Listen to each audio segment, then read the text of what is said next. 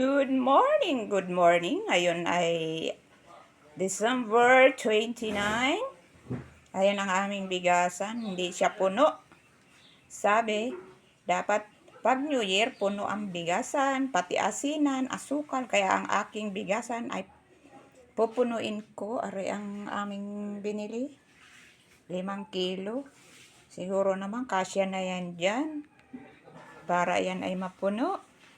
Tapos, ang aking asinan ay puno din.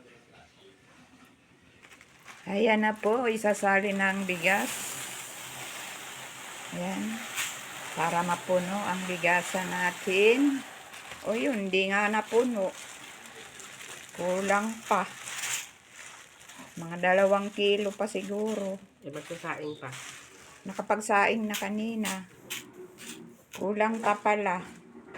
Dapat pala bumili sa tindahan ng 2 kilo. Kaso mahal dyan. Kaya, okay lang kung mahal. Ang mahalaga, puno ang aming bigasan. Tapos, ang tatay ko noon, tuwing magtatakal kami ng bigas, gusto niya, ang takalan, pagkatapos magtakal, lagi raw yan, pupunuin at saka ilalagay dyan.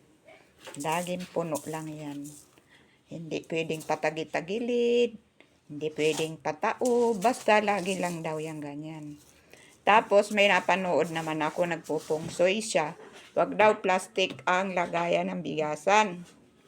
Dapat daw, sako lang. O kaya, yung banga. Banga, hindi plastic.